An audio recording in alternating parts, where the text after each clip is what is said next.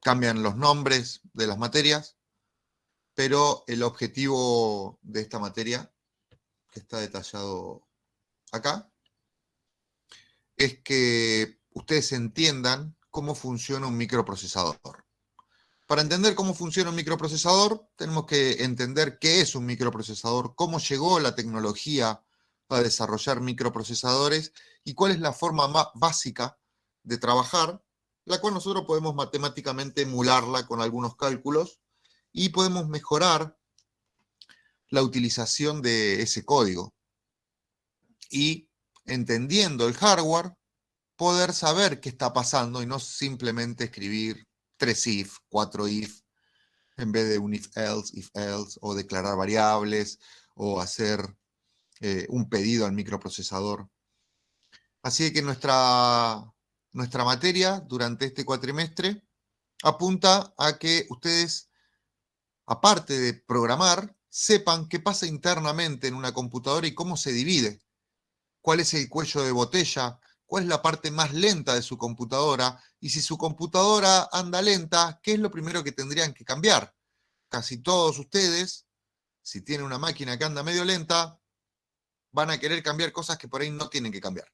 Y justamente lo que tienen que cambiar es lo único que no quieren cambiar. Es algo que es contraproducente, pero la mayoría de la gente lo que tiene que cambiar no lo quiere cambiar y que quiere cambiar todo lo demás y la máquina sigue andando lenta porque evidentemente no está entendiendo cómo va el cuello de botella de su computadora. ¿Tá? Los procesos que nosotros vamos a utilizar matemáticamente van a ser idénticos a lo que vamos a hacer algorítmicamente y con lo que vamos a ver más adelante de las compuertas lógicas y demás, vamos a poder tomar un gran problema y dividirlo en problemas más pequeños, deshacernos de los problemas que no nos interesan y solamente dejar los que afectan a la salida del sistema. Eso que parece ser un proceso que deberíamos hacer siempre, muchas de las veces no se hace y se deja un formato complejo para resolver algo que se podría haber resolvido mucho más simple. ¿Tá? Así que nosotros vamos a tener una parte práctica y una parte teórica. La parte teórica va a estar dada también por práctica matemática y la parte práctica va a ser la resolución de ejercicios en Arduino. ¿Está? En esa plataforma donde ustedes van a hacer programación que va a ser mucho más simple que la programación en código, ¿no? Va a ser mucho más simple que la programación que van a hacer en las materias de programación y laboratorio, pero entendiendo cómo se comporta el hardware, que ya es otra forma de interactuar. No es lo mismo interactuar con una persona que interactuar con un hardware, con algún dispositivo que dé en tiempo real información o algún cambio de información sobre algún dispositivo. Así que vamos a ver lo mismo que ustedes en programación y laboratorio, pero acá lo vamos a ver más resumido y apuntado a hardware. Como dice acá, nombra a von Neumann, ¿no? En la arquitectura de las computadoras, cómo están armadas las computadoras, pero eso está en el siglo pasado recién. Tenemos que ir muchísimo más atrás para entender de qué se trata esta arquitectura y por qué este von Neumann, que no tiene nombre estadounidense, pero estaba en Estados Unidos, ¿no? Hay que ver la coyuntura de la época, con las guerras, con los países, cómo estaban y cómo fue cambiando este formato para llegar a lo que es la computadora hoy. Así que según el año y la historia donde estemos, era para qué se usaban las computadoras y cuándo empezaron a existir lo que nosotros llamamos como computadoras. ¿Tá? Para nosotros ubicarnos en tiempo y espacio, tenemos que entender que hay una prehistoria, que las computadoras no existieron, no salieron de la nada misma, sino que ya se puede entender a la computadora actual como una máquina que sirve para contar, ¿no? Cuenta muy rápido y eso permite que una cuenta matemática pueda ser transformada en una multiplicación, en una división, en una resta, aplicando los conceptos que nosotros vamos a ver en esta materia. Ahí vamos a entender por qué dos números me da la resta, o si sumo muchos números me da la multiplicación, o cómo hago para hacer una división, todo eso que en realidad son sumas. Entonces, nuestra máquina cuenta, suma. A medida que nosotros, como humanos, avanzamos en las civilizaciones, empezamos a tener la necesidad de almacenar, de memorizar, ¿no?, esa información. Entonces, si yo tenía en el Imperio Inca 100 cabezas de ganado, yo tenía que tener un hilo con 100 nudos. Y eso me indicaba que yo tenía 100 cabezas de ganado. Entonces la próxima vez que venía contaba si tenía que sumar, le hacía un nudo más, si tenía que vender, sacaba un nudo. Y eso me permitía contar. Realizar operaciones matemáticas no era lo que me servía para tener la información guardada. Ahora, si nosotros necesitábamos hacer una operación matemática, ya el dispositivo más avanzado que había era el ábaco. Ahora los vamos a ir viendo cada uno. Pero nuevamente era un proceso en el cual yo hacía una operación y en el mismo dispositivo me quedaba guardado ese número que yo después lo tenía que traducir a papel. Entonces también guardaba información. Nuevamente estamos eh, en el formato de analizar y guardar información ya con dispositivos como el quipú, que era una tira de hilos con nudos, o del ábaco. Entonces, cuando nosotros empezamos a entender esto, decimos, bueno, ¿qué pasó con esto? ¿Por qué contamos? ¿Por qué es necesario contar para el hombre? A medida que avanzó la civilización, necesitó dispositivos para almacenar información y después para contabilizar esa información, el famoso término de contador. Entonces, acá tenemos el ábaco chino, 1500 a.C., me permitía hacer operaciones, sumar, restar, multiplicar. Un chino manejarlo, ¿no? Pues lo inventaron ellos, pero hace a la agilidad mental. Si una persona maneja el ábaco, puede hacer cuentas rápidamente sin necesidad de tener el ábaco, ya sabiendo cómo utilizarlo. Es un dispositivo difícil de entender. En principio, una vez que lo entienden, dicen, esto es fácil, acá suma, si sumo, muevo esto, decena, centena, sumo y me queda. ¿Tá? Así que acá tenemos un dispositivo que me permitía hacer operaciones y mantener la información durante el tiempo que estoy operando. Después se movían las fichas y andás a ver la información que tenía. Entonces, este era un dispositivo que me permitía hacer operaciones. Por otro lado, como les contaba, estaba el quipú del Imperio Inca, donde no hacían operaciones, pero sí almacenaban, según el color del hilo, qué propiedades tenían. ¿Estamos?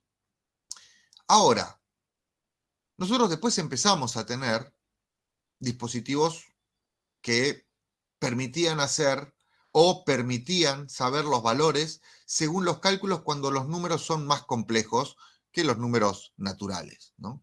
Y ahí empieza la historia de una regla, que es la regla de cálculo, que ya existía en el 1600 y que se usó.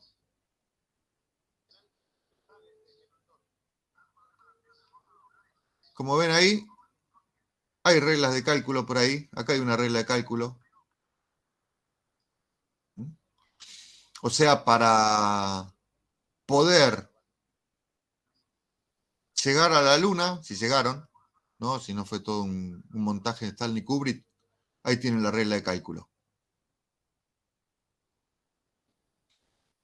¿Está? Otro dispositivo manual que permitía tomar información de una información que ya estaba guardada con una regla de cálculo. ¿Estamos? Así que para las misiones espaciales se usaba esto, una regla de cálculo. Había computadoras, de las computadoras que había cálculos que no eran tan buenos. Si ven la película, esta creo que es justo la película. No, esta no. Hay una película donde habla de quiénes eran las mujeres que hacían los cálculos matemáticos, que eran mujeres de color y que las tenían relegadas, que después la trajeron a una de las matemáticas más importantes de Estados Unidos, que era de color, para poder realizar los cálculos porque confiaban más en ella que en la computadora IBM que tenían, ¿no? Evidentemente era más seguro los cálculos que hacía ella, pues no tenía ninguna pérdida de decimales, mientras que la computadora tenía una limitación física de cómo poner los bytes y la cantidad de bytes que tenía. Así que acá tenemos una regla de cálculo, ya utilizábamos esto, que está acá, ¿no? Para poder hacer los cálculos y ver la comparativa entre distintos números. Por supuesto que la computadora que viajó al Apolo era una computadora re grande, ¿no? Tenía una computadora a bordo tenía 72 KB de ROM, no le entra ni su nombre, y el programa 4 KB de RAM. Definieron dos variables y se le terminó.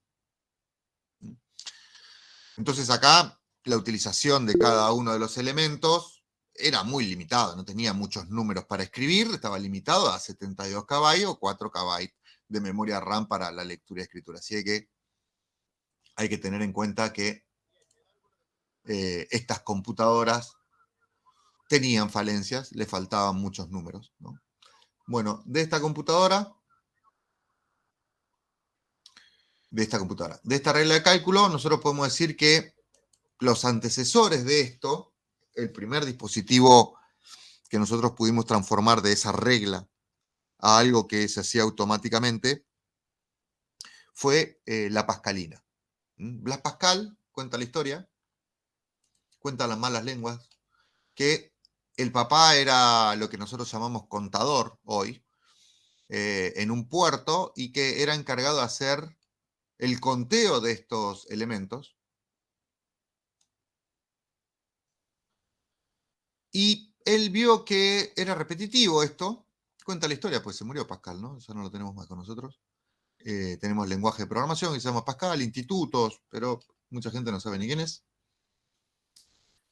Como vio que su papá realizaba cuentas repetitivas, decidió, ¿no?, hacer una máquina, y esa máquina era la Pascalina.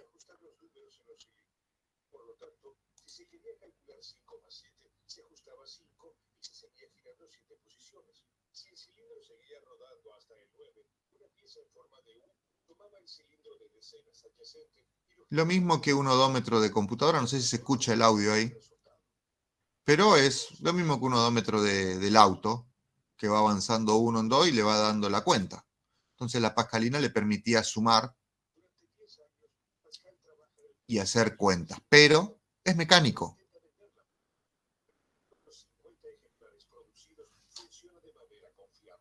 ¿Tá?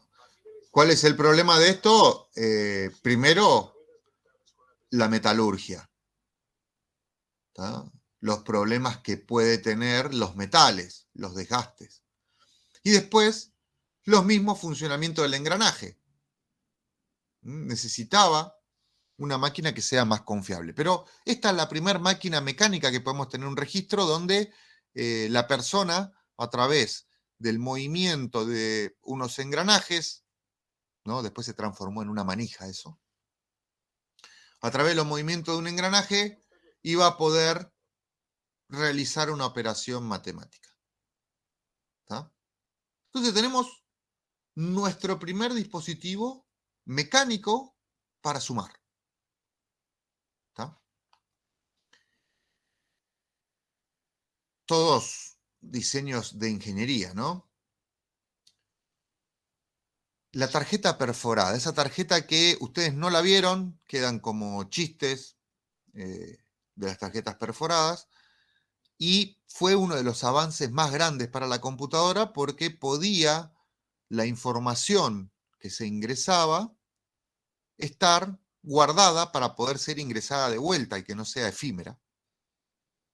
Y fue desarrollada por Joseph Marie Jacquard, que pensó una máquina de tejer en la cual yo le doy un patrón y no importa quién maneje la máquina, el patrón sale, no tengo que contratar a tejedoras expertas que se pueden equivocar y tengo que hacer la tela de vuelta, sino que ya sé que me va a salir con un patrón de diseño. Para eso inventó estas tarjetas perforadas que o dejaban pasar la aguja si estaban perforadas o no dejaban pasar la aguja. Y esto hacía que por cada vuelta, ¿no?, nuestra máquina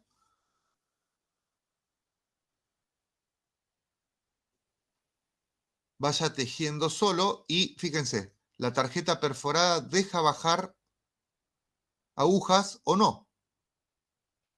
Entonces la tarjeta perforada avanza, bajan las agujas, deja pasar los hilos, hace el dibujo.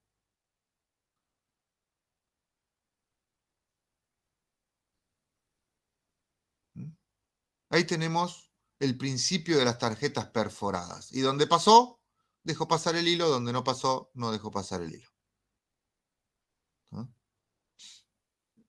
Ahí tienen el principio de cuál era la tarjeta perforada.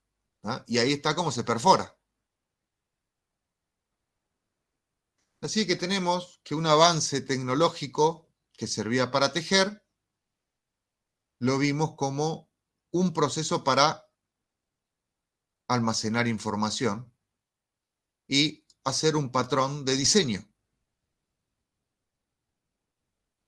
Tiene dos trabajos. El primer trabajo es el de agarrar un patrón y pasarlo a las tarjetas perforadas, y el otro trabajo es el de hacer esto, tejer.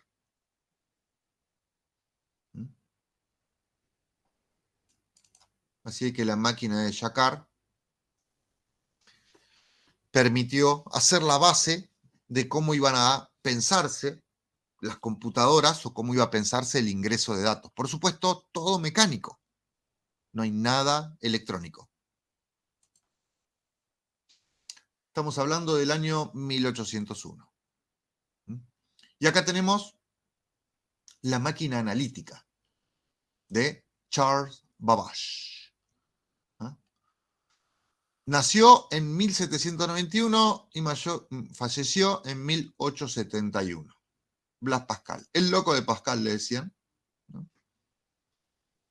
Pensó una máquina que realizaba cálculos mucho más complejos que la pascalina, que tomaban la información a través de tarjetas perforadas y que realizaba cálculos. Como ven, la máquina necesitaba una ingeniería y metalurgia. Imagínense si la pascalina no andaba bien y eran 10 engranajes, o bueno, 10 ruedas, eran muchos más engranajes. Imagínense esta que tenía un refinamiento metalúrgico de metales y demás, junto con las tarjetas perforadas, hicieron la primer máquina analítica, pero mecánica. ¿Tá? Esta máquina analítica trajo al primer programador. El primer programador era el que hacía las tarjetas perforadas y establecía cuál iban a ser los datos para procesar. El primer programador, dice la historia, que es Ada Augusta Byron, condesa de Lovelace, que era la ayudanta de Babbage, ¿no? Máquina analítica recién se pudo armar cuando tuvimos la metalurgia para que esto funcione, ¿no? Antes no se podía, antes no se pudo fabricar porque no teníamos la ingeniería para poder hacerla, pero esta máquina fue puesta en marcha, está en un museo y fue armada mucho después que Babbage murió, ¿no? Entonces, hasta acá tenemos una primer máquina que ya sabíamos que podía hacer procesos más complejos que la suma, y por otro lado teníamos las tarjetas perforadas, ¿no?, que ya se podían utilizar para guardar datos y después para almacenarlos. Entonces, así como teníamos un tejido que se repetía, la tarjeta perforada fue utilizada en Estados Unidos por una persona que dijo, pará, yo acá puedo guardar información, tengo que hacer una máquina que me genere las tarjetas. Así como vimos en el video, tiene que haber una máquina que agujeree las tarjetas según el patrón. Y después, por otro lado, tenemos que tener una máquina que lea. Pero en vez de ser tejidos, tienen que ser datos. Entonces ahí viene el concepto de tarjeta perforada, la de Jacquard, la de los tejidos. ¿Ah? Y que cada tarjeta almacene información y que esa información después pueda ser cargada en una computadora para que esa computadora la pase a un contador, acumulador o demás. ¿Estamos? Entonces es el mismo proceso del tejido de Jacquard, pero ahora pensado para almacenar información y después cargársela a alguien, ¿no? a nuestra máquina de cálculo, y que esa máquina de cálculo, que no era una computadora, haga girar unos engranajes para mover unos relojes. ¿No? Eso es esto. Esa explicación está dada por dos máquinas. La máquina que hacía el perforado de las tarjetas y la máquina que leía el perforado de las tarjetas. Entonces yo tomaba los datos de sexo, altura, vivienda propia o no, todos verdaderos o falsos, ¿no? En la mayoría de las encuestas se tomaba verdadero o falso, después se pasaba por una máquina y esa máquina, según la aguja que bajaba, tal cual como en Jacquard, hacía que se mueva uno de los relojes. Entonces acá podía tener cantidad de varones, cantidad de mujeres, cantidad con casa propia, cantidad que alquila, y cada uno de estos se iba a mover un lugar cuando yo bajaba la tabuladora y me marcaba que era un elemento de ese contador. Así que ahí ya teníamos lo que nosotros vemos como acumuladores o contadores, lo tenemos como relojes que se movían con un engranaje. Nuevamente, esto hizo que nosotros podamos procesar los datos mucho más rápidos. La velocidad cambió muchísimo de pasar los datos a mano y hacer la cuenta que tabularlos, guardarlos en la tarjeta y después repasarlos. ¿Quién hizo esto? IBM. De ahí nace IBM. Lo primero que hizo IBM es crear las máquinas tabuladoras para el gobierno estadounidense. ¿Estamos?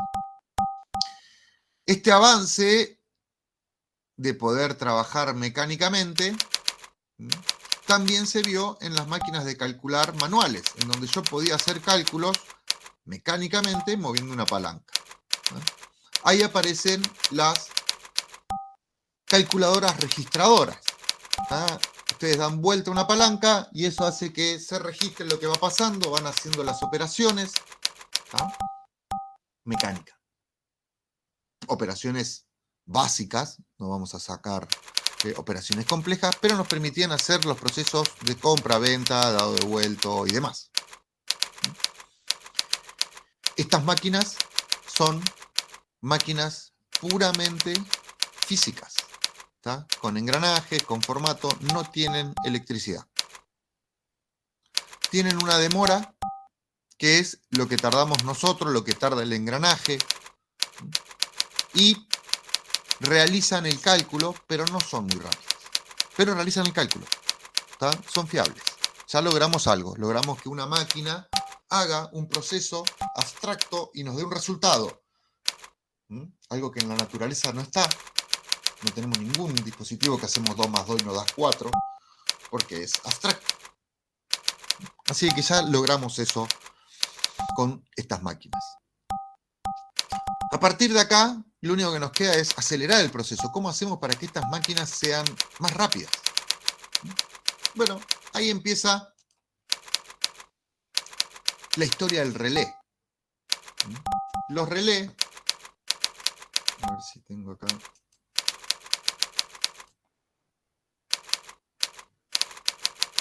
No estoy registrado, me parece. Así.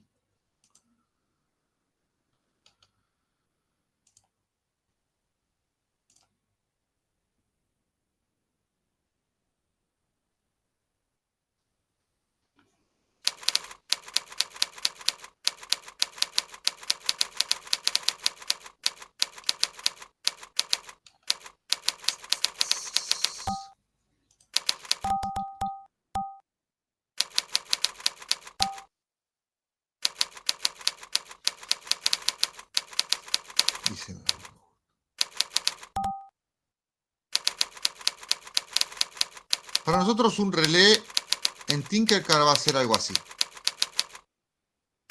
¿no? Buscamos relay, nos van a aparecer cosas como esta. Las transparentes son las que mejor se ven.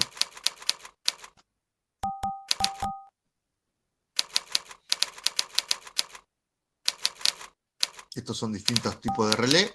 Este es el que mejor representa lo que es un relé. Todo lo demás tienen esto adentro. O sea, no hay más magia que esto. Es una bobina, unas chapitas de metal y un magneto que hace que una de las chapitas se mueva. Vamos. Eso es un relé. ¿Qué hace el desarrollo de estos relés?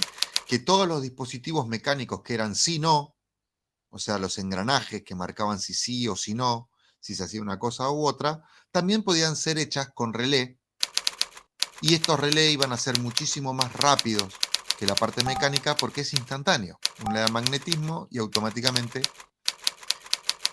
mueve la perilla, así que es mucho más rápido que cualquier dispositivo mecánico. Nuevamente, como la mayoría de los avances, tanto de medicina como tecnológicos de la humanidad, se hicieron gracias a las guerras, ¿ah? Desde los romanos y cómo se operaban y todas las técnicas de medicina de guerra que hacían los romanos, porque se la pasaban peleando, entonces tenían un montón de experiencia, y como los médicos de ellos eran los que sobrevivían, porque donde atacaban mataban a todo el mundo, entonces los médicos romanos eran los que más sabían sobre esas técnicas, porque las desarrollaron por la guerra.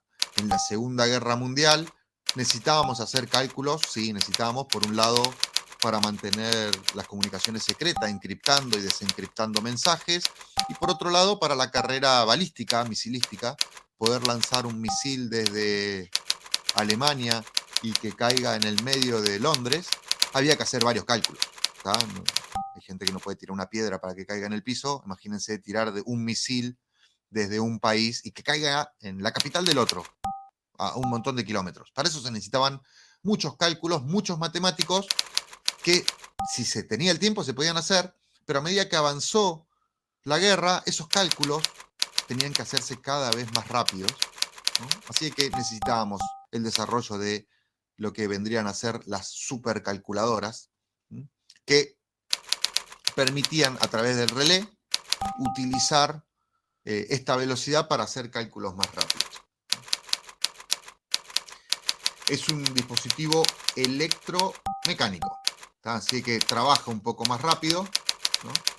Dice llave eléctrica controlada por una corriente eléctrica, ¿no? Y permitía hacer la construcción de circuitos donde dejo o no dejo pasar energía. En definitiva, nosotros podemos decir que un relé es una llave, ¿no? Es una llave que si la activa una persona, va a necesitar tiempo de ir a prender, por ejemplo, la luz, ¿no? Los relés se usan mucho en los giros de los autos, que hacen tic, tic, tic, tic, tic, tic. El relé lo que hace es, le doy, no le doy, le doy, no le doy. Y lo que ustedes sienten de tic, tic, tic, tic, es la chapita que se mueve. Entonces, los relés son dispositivos electromecánicos que permiten dejar pasar energía o cortar el paso de energía. Son llaves, pero electromecánicas, no activadas por una persona, no por una llave, no por un engranaje, sino automáticamente por electricidad. Uno le da electricidad a la bobina, se magnetiza y mueve la palanca. ¿Ah? Tiene dos estados, o cierra de este lado o cierra de este lado. Esto nos da una independencia de circuito, ¿no? Imagínense que en la del medio va la electricidad. ¿Ah? Este va a una lamparita, este va a otra lamparita. Ahí está prendida la lamparita a la izquierda. Cuando se mueve está prendida la lamparita a la derecha. Si a la derecha no hay ninguna lamparita, lo único que pasa es que la de la izquierda se apaga o se prende. Se apaga o se prende. Se apaga o se prende, ¿no? El giro del auto. ¿Qué hacemos nosotros? A estos dos pines que tiene acá le mandamos electricidad. Si le mandamos electricidad, esta bobina magnetiza, mueve la llave. Si le sacamos la electricidad, esto se desmagnetiza, como esto presiona para acá, se levanta y cierra el circuito con el otro. Una llave muy fácil de hacer, muy fácil de entender, que nos va a permitir separar nuestro circuito y, por ejemplo, acá trabajar con 5 volts y acá trabajar con 220, porque no tiene conexión el voltaje que tiene esto con esto. Entonces puedo tener un relé que lo puedo controlar con Arduino, pero que deje pasar 220 volts. Entonces, con Arduino y sus 5 volts, puedo manipular una persiana que tiene 220 volts o un motor que tiene corriente trifásica. Esa es la ventaja del relé, más allá de que nos permite ganar velocidad. Las máquinas que se fabricaron, o que podemos tener historia de la fabricación, podemos hablar de la Z3, que supuestamente fue destruida. Sobre la información que hablamos acá, como son secretos de Estado que después durante muchos años fueron conservados y después dijeron, no, pará, en verdad, en realidad existía una computadora después de 50 años. Muchos de estos temas lo podemos ver como nos dijeron que se destruyó, pero después salió una máquina igual en Estados Unidos que hacía casi lo mismo y nadie sabe cómo apareció allá después de la guerra, ¿no? Entonces, decimos, en Alemania, Konrad Zuse completa la fabricación de la primera calculadora en base a relé en 1941. En el 44 fue destruida por un bombardeo. ¿Ah? Qué casualidad. Bueno, vemos que la Z3 fue destruida, ¿no? Pensamos que fue destruida, nadie la robó y se la llevó a algún país para hacer alguna otra máquina después, pero decía que tenía estas características, ¿no? En 1998 se demostró que tuvo la capacidad de ser la primer computadora. Estamos en el 98, pero después vamos un poquito más a la historia y vemos que la primera calculadora automática, Automatic Sequence Controller Calculator, llamada MARC, ¿no? Construida en Estados Unidos, fue diseñada por Howard Aiken de IBM, o sea, el mismo que hizo las tabuladoras. Bueno, para la Universidad de Harvard, entró en operación en 1944. Primer calculadora automática construida en Estados Unidos. En el 44. La Z3 fue destruida en el 44 en un bombardeo. Coincidencias. Nadie dice que Estados Unidos se la llevó y después dijo que la construyeron y se tuvieron. Nada de eso pasó, ¿no? Acá tenemos la primera calculadora automática construida en Estados Unidos. Por supuesto que la calculadora no es todo eso, eso son lo que lee y demás. El dispositivo en sí puede ser que esté dentro de esta parte que está acá y todo esto sea los lectores de datos. Y acá esté los que realizan el proceso en la relé. Acá nos dice cuánto relé tenía, cuántas llaves manuales, ¿no? 1500 llaves manuales, 800 kilómetros de cable. ¿Por qué tenía llaves manuales? Porque para programar teníamos que o cambiar los cables o mover las llaves, o mover las llaves y cambiar los cables. ¿Está? Entonces nosotros podíamos, para poder ingresar algo, cambiar las llaves, en algunos casos el cableado, y también ingresar los datos por las tarjetas perforadas, ¿no? Muy similar a la Z3. Cuac.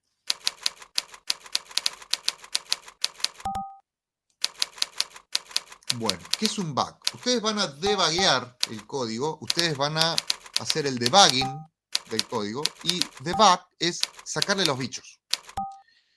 ¿Qué es un bicho? Literalmente, un bicho. Para nosotros son errores, ¿no?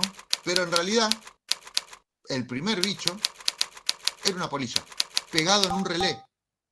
¿Y qué pasa si el relé tiene un bicho pegado que cierra siempre el circuito? Y va a dar error. Va a dar 0 donde tiene que dar 1, o va a dar 1 donde tiene que dar 0. Entonces, ahí tenemos nuestro primer bug. Ustedes deberían debuguear para encontrar los bugs. Que no son errores, son bichos. Porque el primer bug era un bicho. Vamos. Y dice la historia que la que popularizó fue esta señora que tiene un libro de COBOL, que ya era feo COBOL en esa época, pero era el lenguaje de alto nivel, ¿no? Era el que nos permitía trasladar el mismo código a distintas máquinas, ¿no? Dicen que ella fue la que lo popularizó o la que lo encontró, la que lo contó, digamos. Así que otra mujer, Grace Hopper, también en la historia de la computación. Como dice acá, muchos dicen que ella fue la que lo transmitió, pero nuevamente todo quedará en la historia, pues no le podemos preguntar a ella. Acá ya pasamos de electromecánica, de mecánica, a la era electrónica. ¿Mm? ¿Qué diferencia hay? La velocidad. Nuevamente, un dispositivo que se mueve en un espacio físico, llámese relé o cualquier otro dispositivo, es mucho más lento que mover electrones. Sabemos que la cantidad de electrones, o vamos a verlo, que se mueven es mucho más rápida que mover cualquier dispositivo en el espacio. ¿Tá? Sea una chapita o lo que sea. Con lo cual, si nosotros logramos hacer máquinas que conserven electrones, vamos a hacer máquinas electrónicas. Y para que esas máquinas almacenen electrones, tenemos que ver la forma, cómo hacemos para que esa información se mantenga y que yo la pueda leer. Ahí empieza, ¿no?, la historia de los tubos al vacío o esas lamparitas gigantes que nos permitían almacenar información. Un concepto complejo porque no existía nada parecido a eso, ¿no? Como dice acá, válvula electrónica, dispositivo que controla el flujo de electrones mediante campos eléctricos. Fueron inventadas en 1906 y perfeccionadas significativamente en 1912. Fueron esenciales para la manufactura de las computadoras. Ya estamos pensando en computadoras, porque almacenan información, no tienen dispositivos mecánicos o electromecánicos, sino que deberían poder, con energía almacenada, saber qué información tiene y qué no. Así como las tarjetas perforadas de agujero o no agujero, acá tendría que ser energía y no energía. ¿Cómo funciona esto? Casi como un pendrive. Ustedes, para leer un pendrive o cuando ustedes enchufan un pendrive en la computadora y están leyendo, lo que hacen es extraer la energía que tiene en una de sus celdas, el pendrive, ¿no? Pero cuando ustedes la extraen, ¿qué pasa? La borran, ¿no? Porque están extrayendo la energía y lo único que guarda es energía, porque no tiene nada físico. Lo mismo que estas lamparitas. Cuando ustedes leen si tiene energía, están extrayendo la energía para poder leer si tiene energía, con lo cual queda vacío. El pendrive lo mismo. Si ustedes están leyendo, el lugar que leyeron quedó vacío. Entonces, ¿cuál es el siguiente proceso que se tiene que hacer después de leer? Escribir.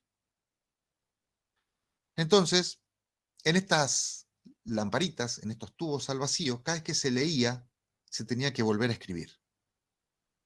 Eso era un proceso de lectura-escritura. Si tiene energía, te devuelvo energía. Si no tiene energía, no te devuelvo energía.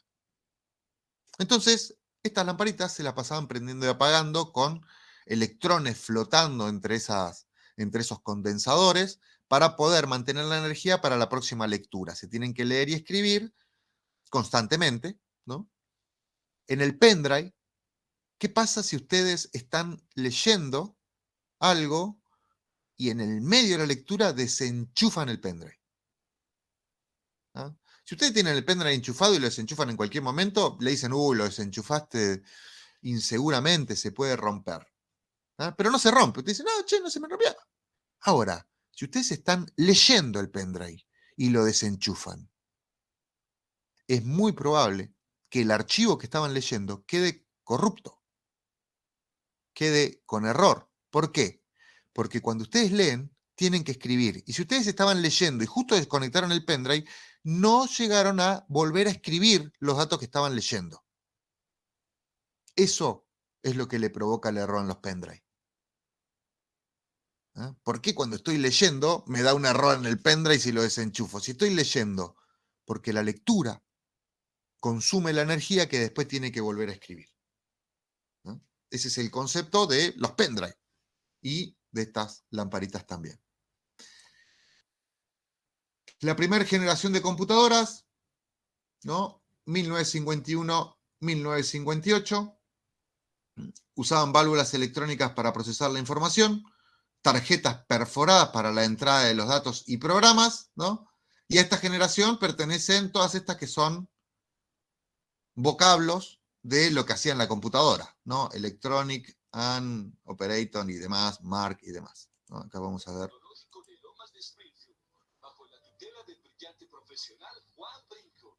Sí, la Pentium 7 se ve impresionante. No la toques.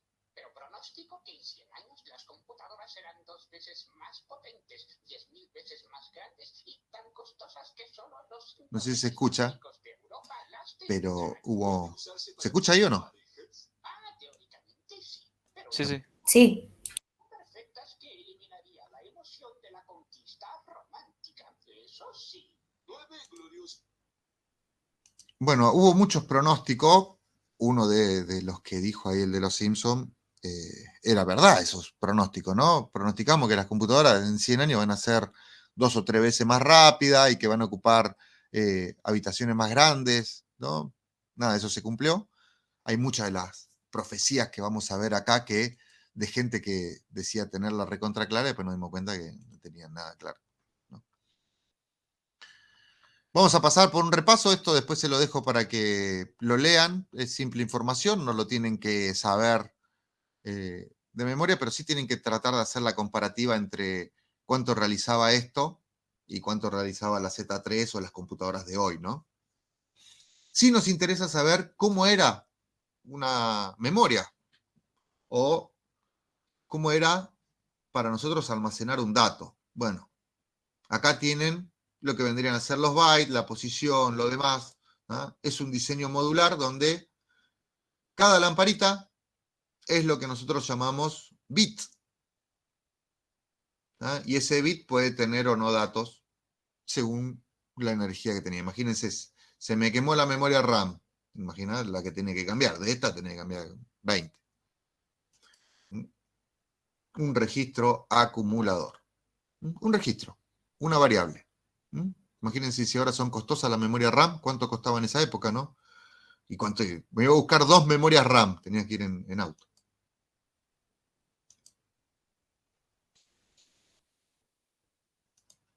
Las computadoras venían de la historia de la telefonía.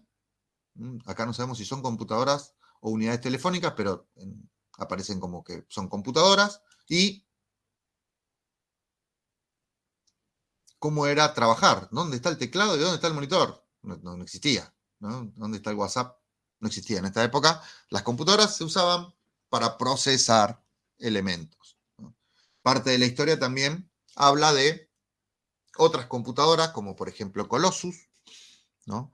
Si ustedes vieron la película de Descifrando Enigma, van a ver que el avance tecnológico de los ingleses para poder descifrar las comunicaciones alemanas fue hecho por Turing, ¿no? Que no participó en Colossus, pero fue el que creó las bases de Colossus, ¿no? Van a ver cómo no había teclado, no había mouse y el ingreso de datos era a través de llaves que nos permitían cargar esos datos y poder evaluarlos, ¿no? Pero eran todas máquinas que tenían parte mecánica. Y si ven la película van a ver que... Y tampoco esa máquina es original de Inglaterra, deriva de una máquina polaca. Los polacos tuvieron muy buenos matemáticos, habían unas calculadoras que llegaban de Polonia acá que usaban otra forma de nomenclar, ¿no? Un país muy creciente. Después de la Segunda Guerra le mataron un montón de gente. Los demás se fueron invadidos por todos, ¿no? Los alemanes, los rusos, todos en Polonia hicieron lo que quisieron. Bueno, entonces acá tenemos Colossus. Vamos a verla. confiamos en que es Colossus y no una máquina de tejer, ¿no? Nuevamente, teclado, mouse, ¿no? Monitor, menos un papelito que nos daba cuál era la salida. Después en Manchester, la Mark I, nuevamente, teclado, mouse, ni ahí. Relojes, operaciones, cables, llaves, ¿no?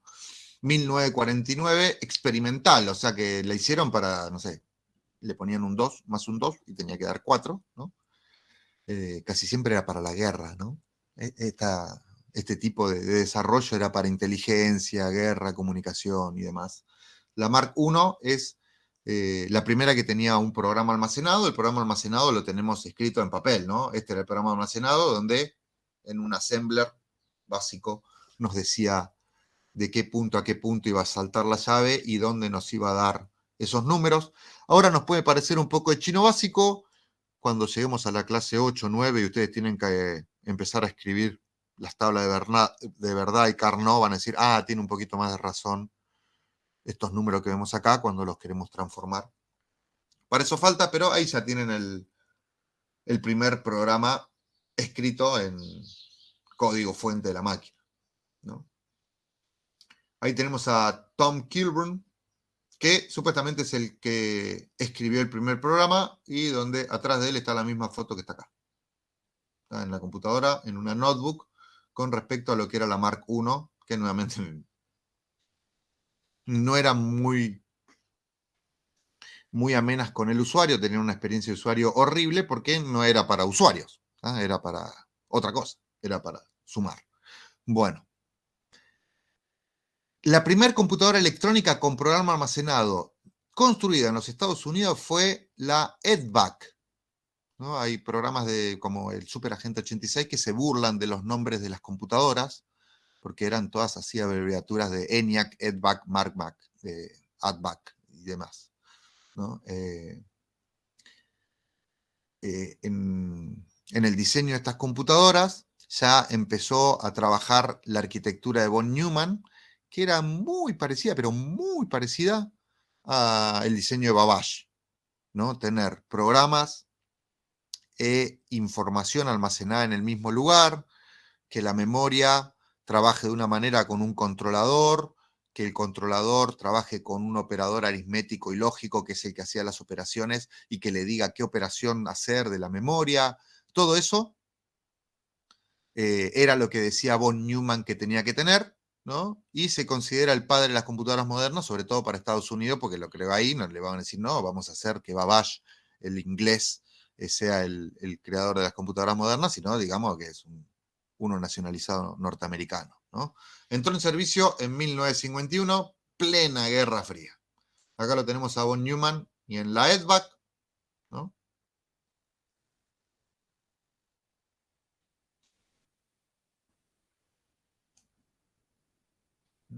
Con el mismo principio que von Neumann, los ingleses crearon la EDSAC, ¿no? En la Universidad de Cambridge, 1949. Lo mismo, el mismo proceso, toda tecnología muy parecida a la que tenían los alemanes que fueron destruidos misteriosamente en bombardeos, ¿sí?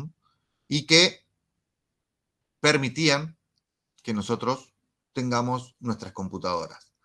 Esta da comienzo la era del transistor. Tanto la EDSAC como la EDVAC se consideran pertenecientes a la primera generación de computadoras avanzadas en arquitectura de von Neumann. De hecho, todas las computadoras que tenemos ahora, hasta los celulares, tienen la arquitectura de von Neumann. Hasta ahí teníamos nuestras computadoras. Cuando se creó el transistor, empieza la segunda generación de computadoras, 1959-1964. ¿Cuál fue el cambio? El cambio fue que aparece el transistor. El principio del transistor es el mismo que el de relé. Podemos usar un transistor como un relé. Entonces tenemos uno que emite, otro que recibe, la entrada, la salida, y en el medio una compuerta, que en vez de ser algo magnético que se mueve para cerrar las compuertas como un relé, lo que hace es electrónicamente deja pasar o no más o menos electrones. Entonces, si yo le doy una carga, se abre la compuerta y deja pasar la energía. Como esto no es mecánico, es muchísimo más rápido, no hace ruido, no consume tanta energía, porque el movimiento, aparte de generar ruido, es tac, tac, tac, tac, tac, tac, tac, ¿no? Consume energía y es muchísimo más pequeño. Con lo cual, el transistor hizo que las computadoras dejen de ser esos monstruos inmensos y pasen a ser gabinetes más parecidos a un ropero que a una habitación. Entonces pasamos de habitaciones completas a un ropero.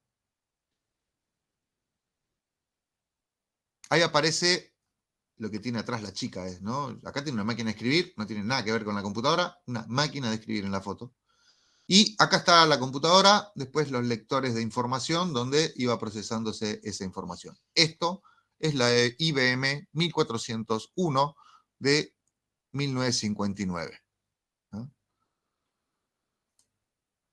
Acá tenemos otra, nuevamente, máquina de escribir en el medio, por las dudas si necesitábamos escribir algo, las cintas de almacenamiento y lo que vendría a ser para nosotros el teclado y el mouse.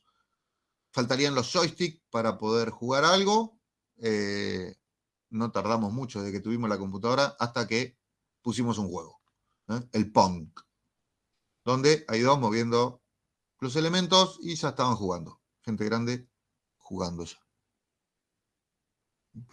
Entonces, lo primero que hicieron es desarrollar un juego para divertirse y la máquina de escribir ahí al lado de la computadora nuevamente.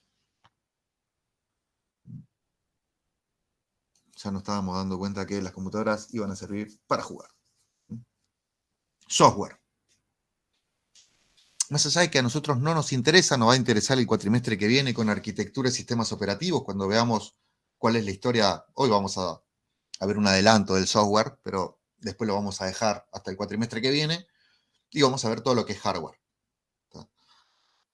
El primer software, o la historia dice que la palabra software no existía. La palabra hardware en Estados Unidos es referida a la ferretería, a los materiales, a lo que nosotros llamamos materiales. A eso se refiere hardware. ¿Mm? Si hubiéramos creado el software y el hardware en la Argentina, se llamaría materiales e inmateriales. O no materiales se llamaría el software, ¿no? ¿Por qué? Porque software no existe como palabra, sino que fue el antónimo de hardware. Entonces, alguien en alguna charla dijo, acá tenemos el hardware de la computadora, o sea, la parte material, materiales, ¿no? Cuando ustedes van a una ferretería van a comprar los materiales, y el software, que era lo que no era material, se llamó software, porque el otro se llamaba hardware. Entonces, es una palabra inventada por la informática para representar lo que es no hardware. COBOL, como ya les conté, es el lenguaje de programación que nos permitía programar para una computadora y que se puede utilizar en cualquiera. No era un lenguaje que trabajaba directamente con el hardware, sino que le decía qué hacer a la computadora y la computadora tenía que hacerlo con el hardware que tenía. O sea, era un cambio bastante importante porque antes para cada uno de los diseños de computadoras se tenía que programar nuevamente. Esto lo vamos a hablar cuando hablemos de sistemas operativos y profundicemos en Unix, Linux y eso el cuatrimestre que viene. Hoy lo vamos a pasar por arriba a eso.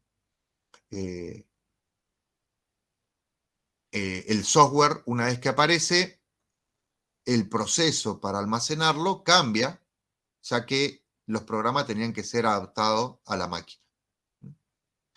Pero lo más importante no es el software acá, sino cómo pudimos pasar de algo que era así, o mejor, probemos la historia, pasamos de algo que era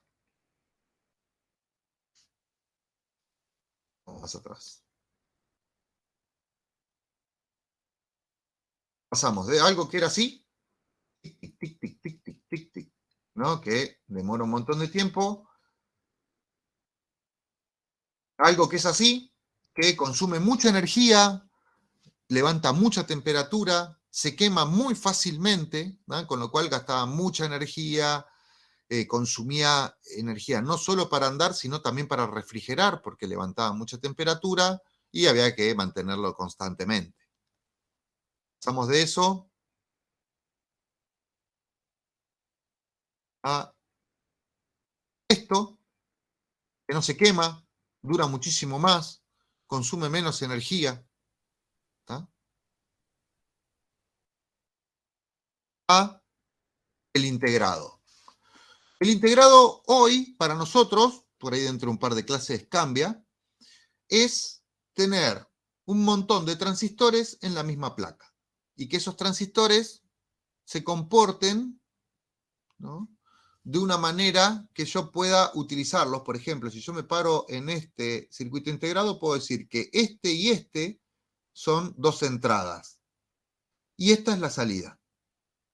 Estas dos son dos entradas y esta es la salida. Estas dos son entradas y esta es la salida. Estas dos son entradas y esta es la salida.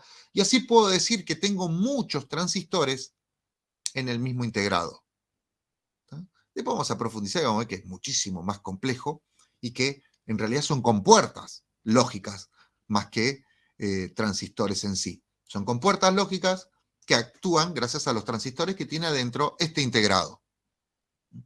¿Qué permitió este integrado? Hacer que las computadoras sean aún más pequeñas. Con lo cual, a partir del integrado, nace la tercera generación de computadoras. Estos integrados permitieron hacer que las computadoras sean más pequeñas y que en un formato jovista, ¿no?, cualquiera podría armar a través de los integrados computadoras o dispositivos. Muy parecido a lo que podemos hacer hoy con Arduino, ¿no? Se pensaba ya en esa época que se podía trabajar de forma amateur en el desarrollo, ya que no existía en la computadora. No es, che, vamos a hacer una computadora para jugar al Counter-Strike. No, lo que existía era un dispositivo que permitía acelerar procesos. ¿Tá? Es como que a usted le digan, che, Arduino, ¿para qué sirve? Y sirve para hacer un alimentador de perro, para poner un timbre automático, para conectarme a mi casa desde internet o para hacer andar un autito a control remoto, ¿no? Puede servirme para cualquiera de esas cosas. Entonces, esto permitió que sea más pequeño, más barato y que cualquiera pueda acceder. Acá tenemos una foto de Menotti en el 64 con una IBM 360, no sé si es Menotti, pero se parece. Y ni teclado ni mouse, máquina de escribir al lado y mirando botonito a ver qué se prende, qué se apaga, qué tiene que mover. Parecía más el control de una nave espacial que el de una computadora actual, ¿no? IBM 360, 1964, la computadora más representativa de esta generación. Es la primera para la cual pudimos tener un sistema operativo, ¿no?, que, a diferencia de las más máquinas, el sistema operativo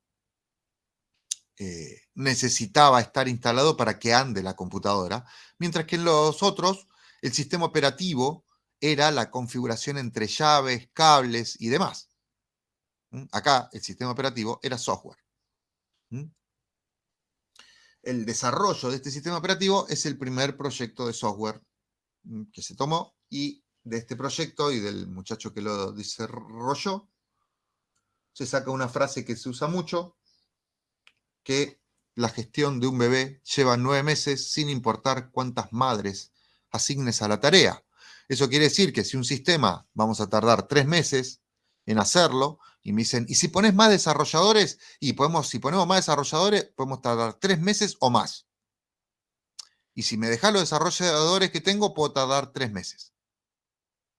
Y te dicen, pero si estás sumando gente, ¿no van a tardar menos? No, si sumo más gente al equipo y separo tareas, voy a crear más conflictos, va a haber más posibles errores, vamos a tener que tener más control. Entonces, por ahí hasta demoramos más si le ponemos más gente. Así que esta frase es buena para cuando le dicen, che, ¿y cuándo va a estar? Y va a estar cuando esté. ¿Y cuándo? Cuando esté. La respuesta es cuando esté.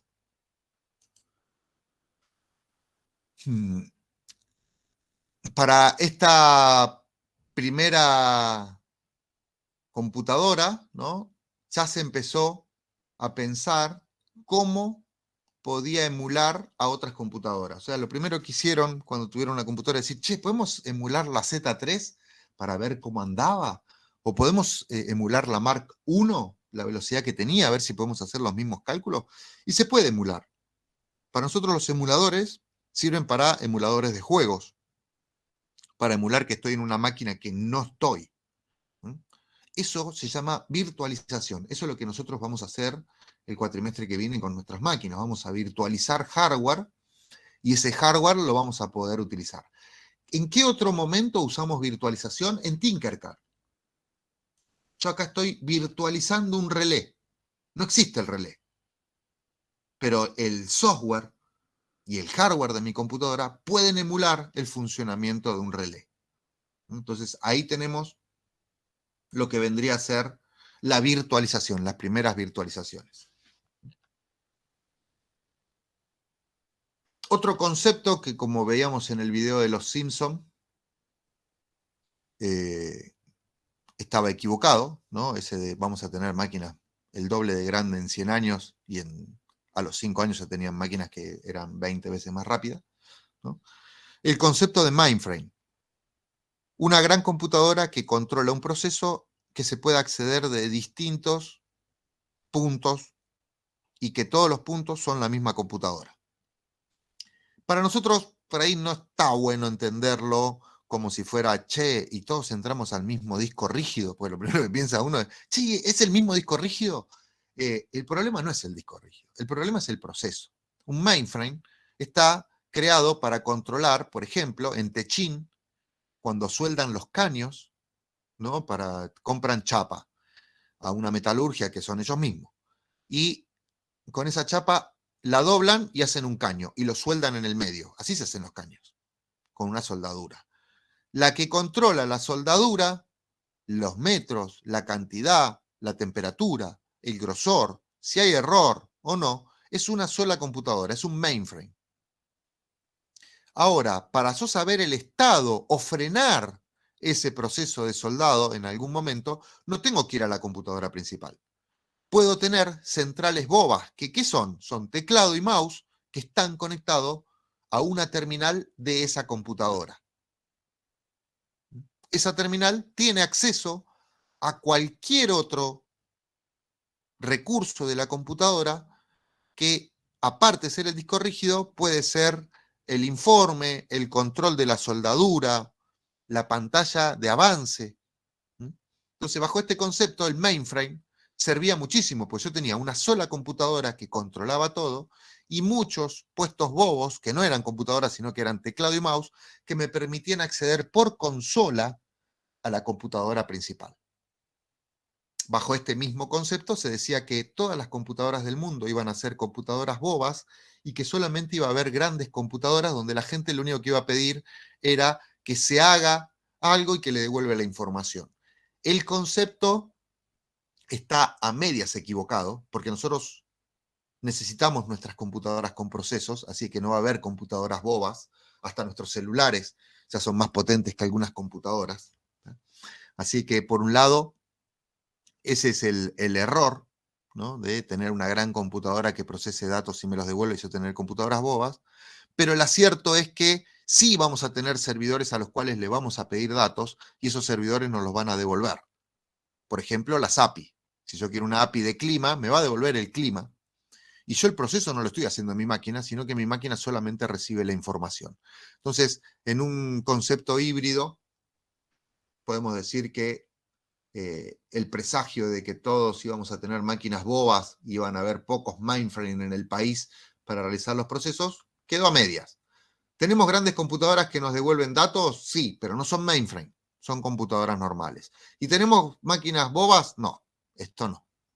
O sea, queda en el medio el paradigma que se había planteado una vez que se tenían estas computadoras. En 1970, la primera computadora de ancho de palabra 16 bits. Para esta máquina fue escrito el primer compilador C y la primera versión del sistema operativo Unix. 1970, compilador C, el lenguaje que están viendo ustedes ahora para programar, 1960, 1970 digo. Fue creado por los mismos que crearon Unix y por los mismos que crearon el lenguaje de programación B. Por eso se llama C, porque viene después de B, ¿no?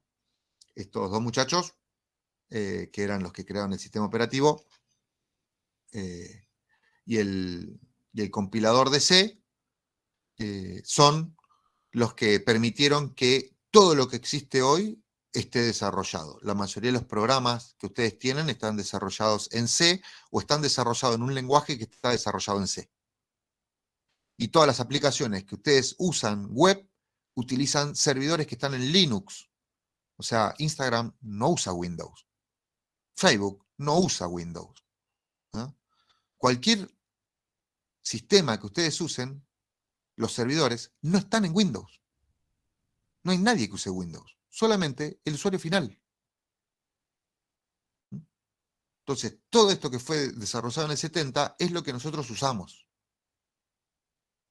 ¿no? Tanto el sistema operativo como el lenguaje de programación. Y pasaron un par de años, ¿no? Acá tenemos una computadora que ya tenía 32 bits en 1977, ¿no?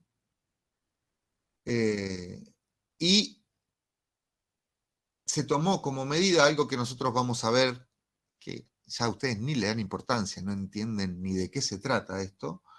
¿Cuántos MIPS tiene? ¿Cuántas micro instrucciones por segundo puede ejecutar? Eso da la velocidad de la computadora, y también saber qué instrucciones tiene nos puede dar la arquitectura.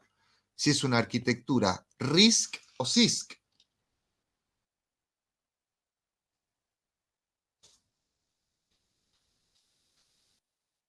Son dos estructuras de computadora.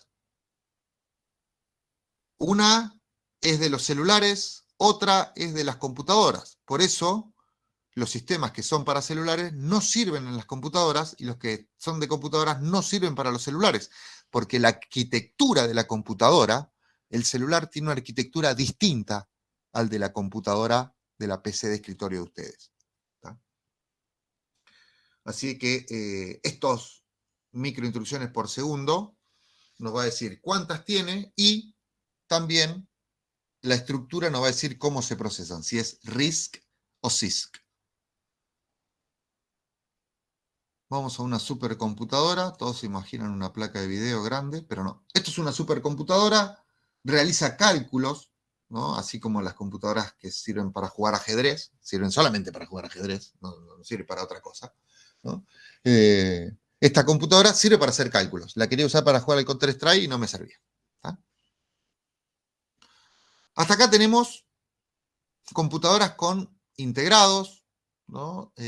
Había hobbyistas, pero todavía no se podían hacer computadoras literal, sino que se podía mezclar los componentes y hacer sus circuitos, sus propios sistemas, sus propias interacciones como microcontroladores y demás, ¿no? A esto lo cambia todo cuando de esos circuitos integrados los juntamos y hacemos un microprocesador, ¿tá? Ya que procesa, es chiquitito, y procesa la información con muchos, pero muchos, de esos transistores puestos adentro del mismo microprocesador. Este desarrollo representa el comienzo de la cuarta generación. Pudimos reducir las computadoras y ahora cualquiera podía pensar cómo armar su propia computadora. Los microprocesadores, o el microprocesador más conocido, que es este que está acá, ¿no? Ahí adentro se muestra lo que tiene programado ese circuito, ¿no? Todas esas conexiones están ahí adentro, ¿no? En un cuadradito donde tiene un montón de transistores, recibe información, saca información. Este es el 4004 de 4 bits. Por supuesto, se vende el microprocesador como ahora, solo. Entonces, en 1970, la compañía Intel lanza el primer microprocesador. 1970, ¿eh? Una de las primeras computadoras que utilizó el microprocesador fue en 1974, 4 años después, la Altair 880.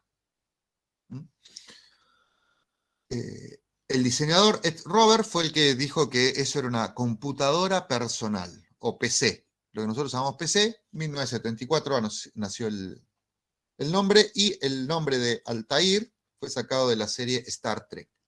Se vendía como un kit, o sea, Arduino. Lo mismo que nosotros podemos hacer con Arduino, bueno, te la vendían. Un kit para armar y anda, arreglate cómo hacerla para usar, ¿no? Era para el mercado de hobbyistas, o sea, para los nerds de la época, y usaba el 880 de Intel. Acá tenemos la Altair 880, miren, nada que ver con una computadora actual, pero era una computadora en esa época, ¿no? Y acá empieza 1974, ¿no? Hobbyistas, Apple, ¿no? Entonces, imagínense que yo me junto con, bueno, Steve Wozniak era el genio, ¿no? Sabemos todos que Steve Wozniak era el genio y Steve Jobs era el que tenía personalidad y no le importaba mentirle a todo el mundo, tenía la cara durísima. Entonces, el que salía a vender era el mentiroso y el que sabía programar era el que estaba dentro de la fábrica programando, ¿no? Se juntaron para diseñar computadoras. Steve Jobs lo convenció de hacer computadoras y en el garage de Steve Jobs, andás a ver si esa es la casa o era la casa, empezaron a armar las computadoras. O sea, me junto yo con Matías y le digo, che, Mati, nos juntamos en el patio de tu casa y hacemos con Arduino un espejo inteligente, o hacemos un alimentador de mascota para toda la gente que se va a la costa y los perros no saben cómo, a quién dejárselo, o un regador de plantas, ¿no? Que lo pueda activar desde el celular, no que se active a las 3 de la mañana y listo. No, que yo lo active o que se active por la luz o que yo decida por qué activarse. Bueno, y ahí empezamos a hacer nuestra empresa de fabricación de dispositivos que utilizan Arduino. Entonces podemos salir a vender eso. El Arduino no lo inventamos nosotros, pero sí inventamos los dispositivos que usan Arduino. Lo mismo pasó con Apple. El primer concepto de Apple era código abierto, hardware abierto. Cualquiera puede imitarnos, hagamos computadoras que cualquiera puede comprar y que cualquiera puede imitar y mejorar. Esto es como, nuevamente, hago un Arduino y cualquiera puede conectar. Cualquiera puede hacer el mismo autito que hago yo en Arduino. Ahora, si me lo compras a mí, no tenés que hacer nada, lo tenés hecho. Esa es la ventaja. Apple y Steve Wozniak, el que verdaderamente revolucionó el mundo de las computadoras, o sea, un programador, un nerd, ¿no? Y gracias a Steve Jobs que lo convenció, ¿no? Para poder hacer. Ahí tienen una computadora terminada. Está Apple, ¿no? Que permitía trabajar, conectar cualquier televisor y poder empezar a hacer algo con la computadora. La primera versión estaba hecha de madera, ¿no? Apple Computer, y tenía un teclado y acá adentro estaba la computadora que realizaba los procesos y se mostraban en el monitor. Tuvo tanto éxito Apple con su arquitectura abierta, ¿no? Donde cualquiera podía programar y tomar los datos, que IBM, que acuérdense, allá por la guerra y por el censo habían inventado la tabuladora y era una de las empresas más grandes que había, ¿no? Empieza a competir con Apple con un sistema abierto de una computadora que era lo mismo que Apple, pero IBM. Tenía la marca de IBM. En 1981 lanza su primer computadora, la PC-1, o Personal Computer 1, y vende bocha de computadoras, ¿no? Esas computadoras eran algo así. Después no cambiaron mucho durante los próximos 10 años, ¿no? ¿Qué tenía esta computadora? Tenía un microprocesador de 16 bits, tenía 64K de memoria RAM, Y hay algunos que llegaban a 256, una bocha. Disquetera de 5 1/4, algunos de ustedes ni las conocieron, o la mayoría de ustedes ni las conocieron, a los disquetes, que eran como cintas de cassette estiradas, para los que conocieron el cassette, pues si tampoco conocieron el cassette, estamos hablando de cualquier cosa, ¿no? Tenían slot de expansión, o sea que le podíamos conectar otros dispositivos, ¿no? Y arquitectura abierta, o sea que cualquiera podía mejorar o ampliar esa computadora. Y el sistema operativo era el PC-DOS, que después, ¿no? Vamos a ver cómo fue creado Microsoft, cómo nació Microsoft, ¿no? ¿Qué cambió en esa época que nosotros lo vemos ahora como algo natural? Apple no utilizaba microprocesadores Intel, mientras que IBM sí. IBM le pide a Gary Kindle, si alguno conoce a Gary Kindle, levante la mano. No creo que lo conozcan. Bueno, Gary Kindle tenía un sistema operativo que se llamaba CP/M, ¿no? Y en IBM cuentan las malas lenguas que lo llamaron para querer comprárselo. Como era un fin de semana, él le dijo que no, que se tenía que ir a festejar el cumpleaños de su mujer. Dicen que el que le manejaba todo a Gary Kindle era la mujer. Entonces, vaya a saber cómo Bill Gates se enteró que estaban tratando de comprar un sistema operativo. Entonces, este muchacho le dijo a Bill Gates, a los muchachos de IBM, le dijo a Bill Gates, no se preocupen, el lunes tienen un sistema operativo muy parecido al que ustedes quieren. Agarró una copia pirata del CP/M y en un fin de semana le cambió. Donde decía Gary Kindle, le puso Bill Gates. Más o menos como hacen los alumnos para probar los TPs, que después aprueban. Más o menos eso hizo Bill Gates. Lo único que en vez de desaprobar, él se hizo multimillonario. ¿Ah?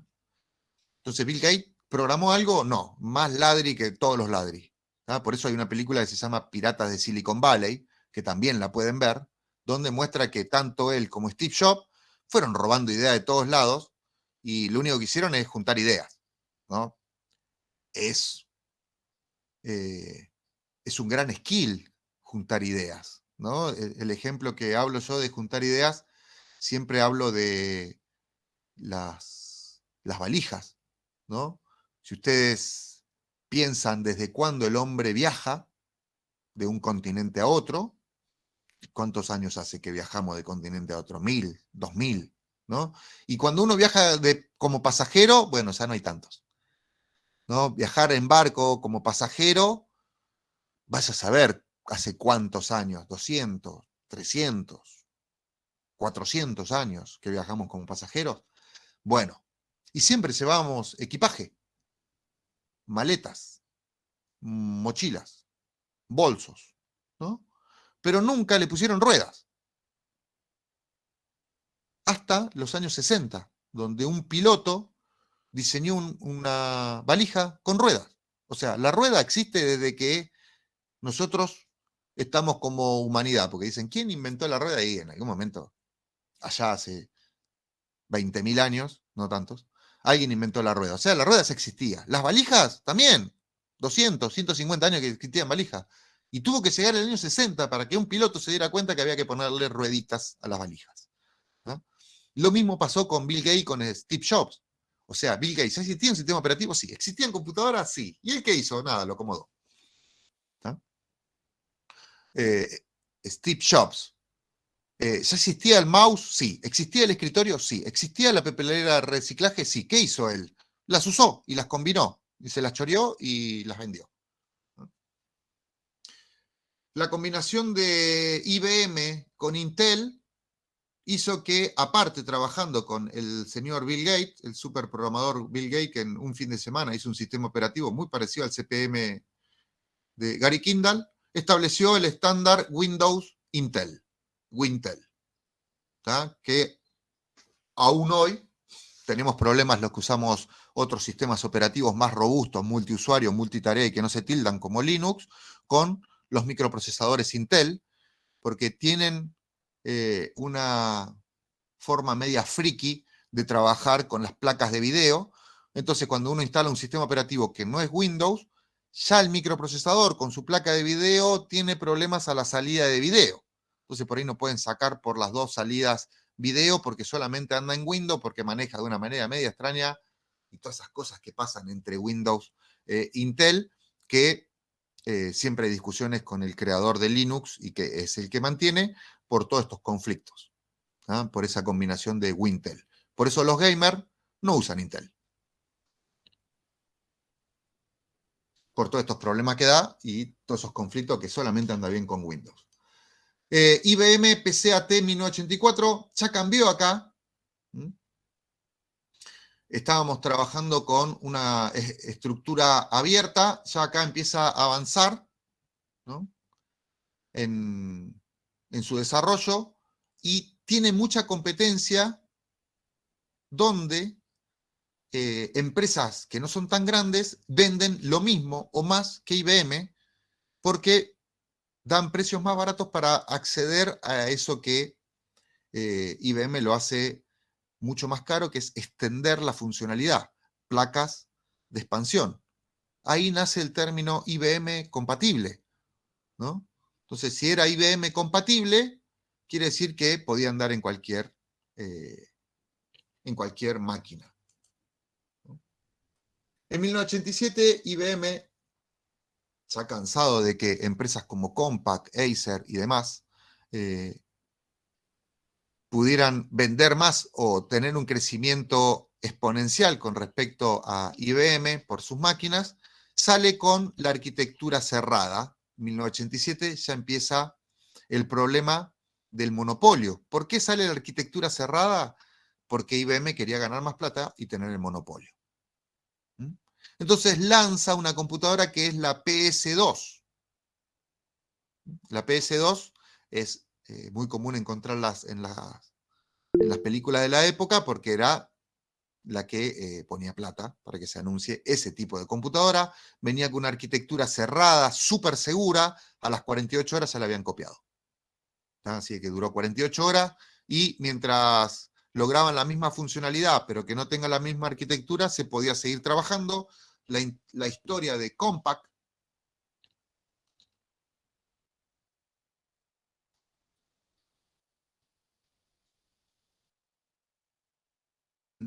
fundada en 1982 por Rod Cunningham, Jim Harris y Bill Burton. Eran tres muchachos, ¿no? Que lo que hicieron es, uno de ellos, los otros dos entendían la arquitectura, uno de ellos a través de ingeniería inversa, o sea, le ingreso una A esta computadora y me muestra la A, en la computadora que yo estoy haciendo va a ser lo mismo. No sé cómo lo hace esta, yo sí sé cómo lo hace la mía, pero tengo que obtener el mismo resultado. Así que Compaq es una de las empresas que desarrolló su propia tecnología imitando la funcionalidad de otra. Apple, el regreso, en 1983 presenta su primera respuesta al fenómeno IBM PC, presenta el modelo Lisa, ¿no? Modelo Lisa que se lo agradecemos a Xerox, ¿no? Pobres los de Xerox, no se llevaron nada. Ahí está el modelo Lisa, fíjense, 83, Tiene papelera de reciclaje, tiene mouse, tiene escritorio, tiene Windows, tiene ventanas, ¿está? O GUI de escritorio. Y protocolo de Ethernet para comunicarnos. Esta es la primera interfaz gráfica GUI de Apple. Por otro lado, otra empresa grande, Sun Microsystems, nace en 1982, especializada en workstation, en mainframe, con sistema operativo Unix. ¿tá? Unix es un sistema operativo que es multitarea, multiusuario, ya desde el 70. Cuando nosotros pensamos en Sun Microsystems, lo que nos viene a la cabeza hoy en día es que son los creadores del lenguaje Java. Bastante feo de programar, la interfaz es horrible, pero es muy utilizado, ¿no? Cada vez tienen menos salida laboral tiene fuerte salida laboral, pero va cambiando a los nuevos lenguajes mucho más fáciles de programar y que son el futuro del desarrollo, ¿no? Después, por otro lado, viene Windows. En 1985, Microsoft reacciona al éxito de Apple con su sistema operativo con interfaz gráfica y presenta Windows 2 años después. Windows 1.0, horrible, no andaba ni para atrás. Aunque muchos opinan que recién la versión 3.0, en realidad la 3.11, la 3.0 andaba más o menos, pero la 3.11 era la que instalábamos, 11 disquetes. En 1990 se parecen algo, o sea que tardaron desde el 83 al 90, 7 años para hacer algo parecido a Lisa, ¿no? Los más críticos hablan del 95, que tampoco fue en el año 95, ¿no? El Windows 95 salió en el año 97, y este Windows 95, ¿no? También fallaba, no andaba muy bien, no era multiusuario, no era multitarea, y en realidad hacía una cosa bastante horrible porque tenía un sistema operativo instalado y arriba un aplicativo de ventanas. O sea, Windows no era el sistema operativo era el DOS 6.0 y arriba corría el Windows. Así que era medio mentirón que tenía un sistema operativo multiusuario, multitarea, pues no se podía hacer nada, ¿no? Recién en el Windows Server 2000 se pudo hacer multiusuario, multitarea, pero tampoco era muy lindo, ¿no? Así que los sistemas operativos no eran lo que decían ser, sobre todo en Microsoft. Y en 1987 presenta Office y empieza a establecer las bases de su dominio, trabajando con empresas que ya tenían todas estas aplicaciones. El Excel era 4 Pro, el Word, ya existían un montón de editores de texto que hacían procesos desde el WordStar, WordPerfect y demás, donde Microsoft lo único que hizo fue comprar una empresa y le dijo, ahora es mía. No sé si vieron el capítulo de Los Simpsons donde va a comprar empresas, pero de esa manera compraban empresas, ¿no? ¿Cuál es el proceso para comprar una empresa? Por ejemplo, hay un ejemplo de servicios, ¿no? Imagínense que ustedes venden un servicio de programación y cobran 10.000 pesos el mes. ¿No? Entonces, yo voy, ¿no? Y ofrezco el mismo servicio a 12.000. Entonces, ustedes van a vender más que yo, ¿no? Entonces, ¿qué hago yo? Vendo mi servicio a 9.000. Ustedes lo venden a 10.000 y yo lo vendo a 9.000, ¿no? La gente viene y me contrata a mí. Y yo después los subcontrato a ustedes. Entonces, ustedes van a pasar a ser contratados míos. Pero yo en vez de pagarle 10.000, le pago 8.000, porque yo les digo que les pago 9.000 a la gente. Entonces, ustedes me venden su servicio más barato, 8.000, yo se lo vendo a 9.000 y ustedes quedan fuera del mercado, porque ahora son partner míos. Entonces, al cliente, ahora en vez de cobrarle 12, le cobro 25. Como ustedes están fuera del mercado, porque ahora son mi empresa, es un monopolio. Entonces, un producto que salía 12 o 10, ahora sale 25. Y ustedes se lo tienen que comprar al único que se los vende. Eso es monopolio. Y esas son las estrategias que utilizaron estas empresas para comprar el Q-Pro, para comprar el Lotus 123, para comprar toda la empresa Norton. Así hizo Microsoft para fundir Netscape. Lo que ahora nosotros, o lo que podemos, el derivado que se llama Firefox, era Netscape, el primer programador, el primer explorador con un lenguaje de programación. O sea, JavaScript, el lenguaje más utilizado es Netscape. Y no son multimillonarios porque Microsoft los arruinó. ¿Tá? Técnicas de monopolio. Pero todo eso es otra historia que va a continuar y que va a continuar el cuatrimestre que viene, recién, porque vamos a empezar a hablar de la historia del software. Pero hasta acá tenemos la historia del hardware.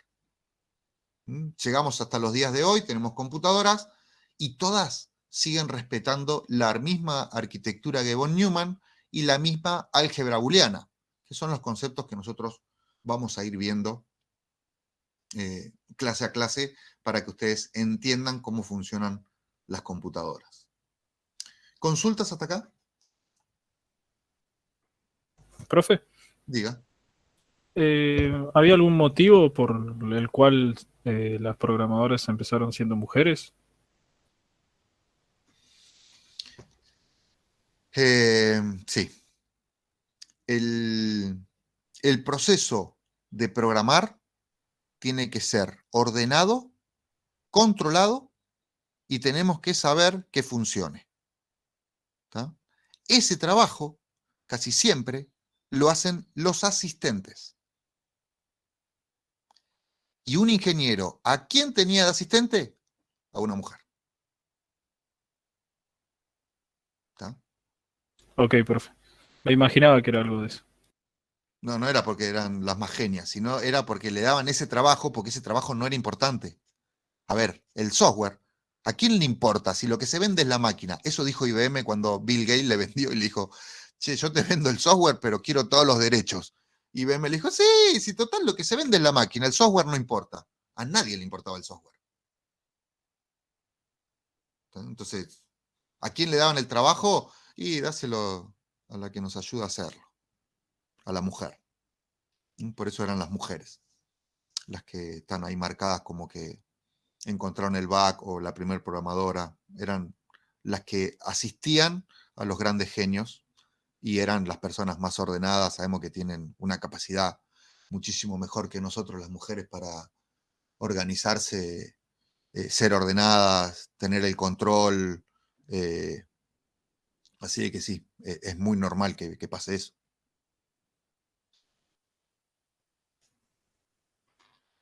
¿Alguna otra consulta?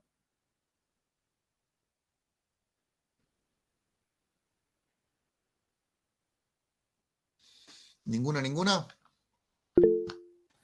Yo. Diga. ¿Y qué pasa si le sale, qué sé yo, una nueva competencia a Microsoft? También sería como un monopolio, ¿no? Se la compraría y ya está. La competencia más grande para Microsoft ya le ganó. Se llama Linux. Y seguramente en tu casa hay más Linux que Windows.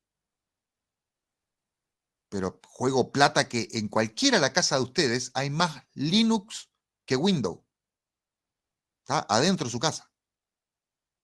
¿No? Les acaba de explotar el cerebro. O sea, ya le ganó. Mal. Pero tiene razón. Claro. ¿Por qué Microsoft salió a comprar GitHub? ¿Por qué compró GitHub? ¿Por qué muchos dejamos de usar GitHub y dejamos los proyectos que ya estaban, los dejamos ahí y pasamos a otro? Porque Microsoft compró GitHub.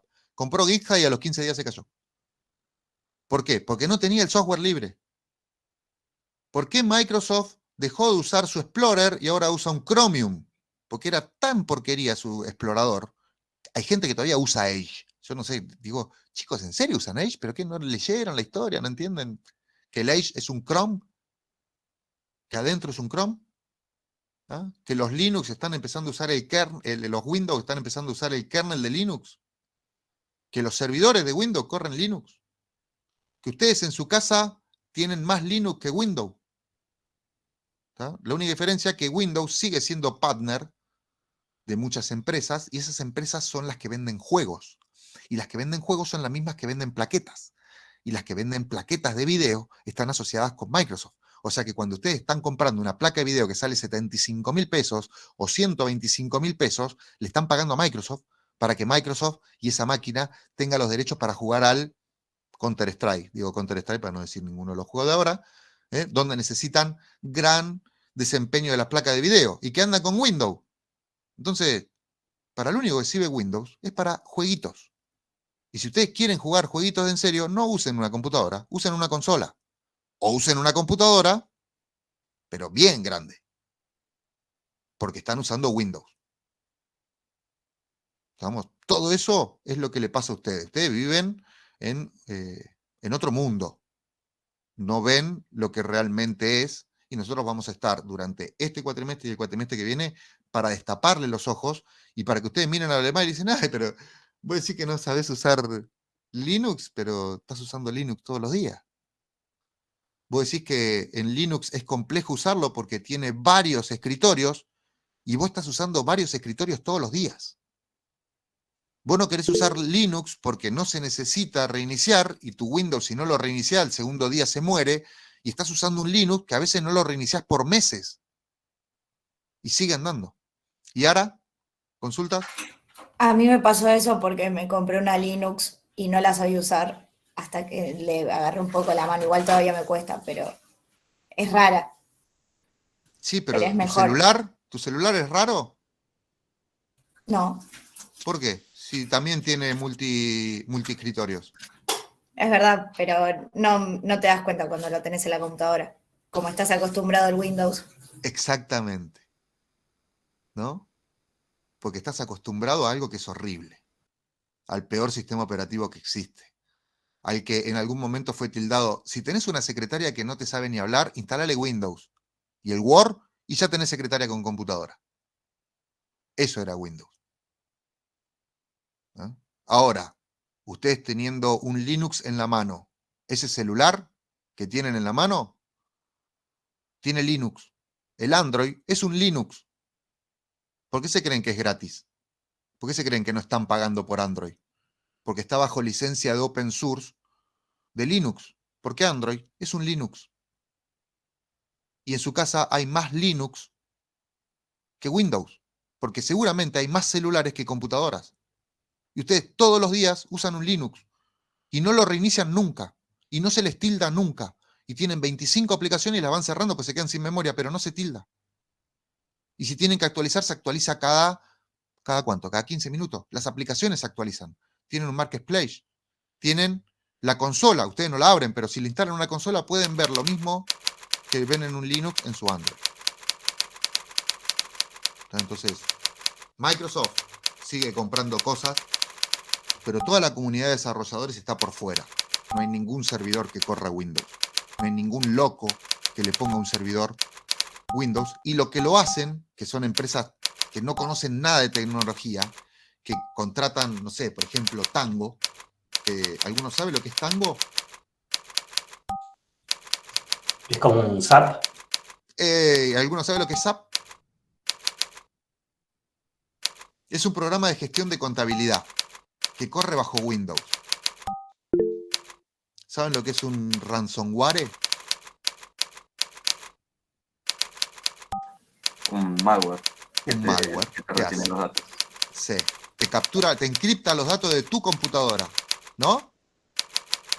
Sí. ¿Y saben de qué sistema operativo encripta? Windows. Si ustedes no tienen Windows, no tienen ransomware. Entonces su servidor lo van a poner en Windows para que sea capturado y después le pidan rescate y ustedes se queden sin el trabajo en la empresa, fábrica, donde estén, o le van a instalar un Linux y van a correr lo mismo, pero nadie se lo va a raptar. ¿Tá? Y estoy hablando de algo que pasó. ¿Tá? Al principio de este cuatrimestre, 2 personas de la carrera tuvieron un ataque. No un ataque cardíaco ni un ataque de ACV, sino un ataque de un ransomware. Uno tenía todos sus servidores en Linux. Y otro tenía el Tango, por lo cual tenía una máquina con Windows. Y el servidor lo puso en Windows, porque ya que tenía la máquina en Windows, dijo, nada, le pongo un firewall, un buen antivirus, y se quería matar. Porque el que tenía Linux solamente le infectó la máquina de producción, la que usa la persona que trabaja con Tango, mientras que el backup y el servidor estaban en Linux. Ni los tocó. Ransomware no pudo ni entrar.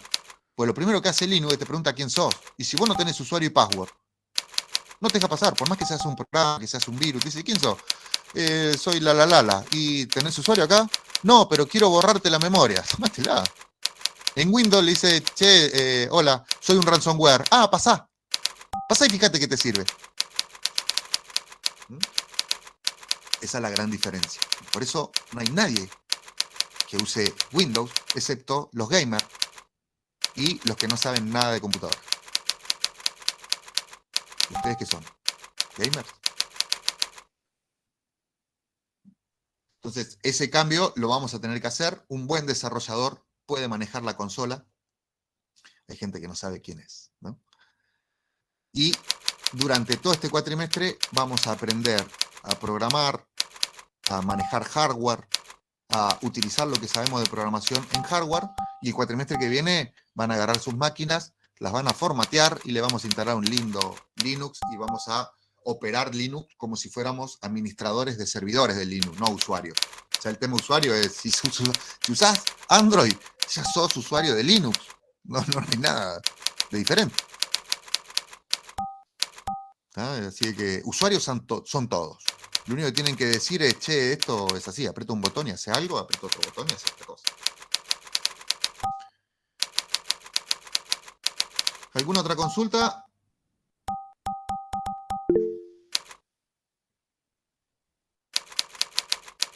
Diga, Lautaro.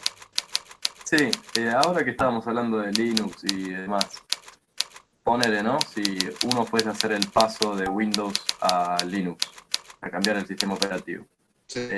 ¿qué distribución recomendarías? Porque la verdad que lo vengo pensando hace rato, pero como no sé mucho y las respuestas son muy dispares, no, la verdad que no tengo idea.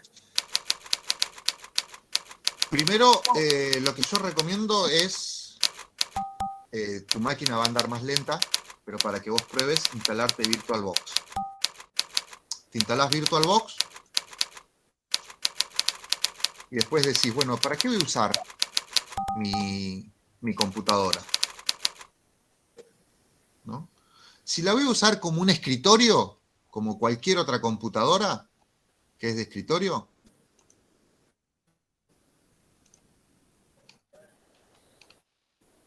acá en OS Boxes tengo todas estas. Puedo hasta bajar un Android para mi computadora. Tienen Debian. Deepin es el que uso yo. Es muy lindo este. Acá se pueden bajar y acá tienen el website.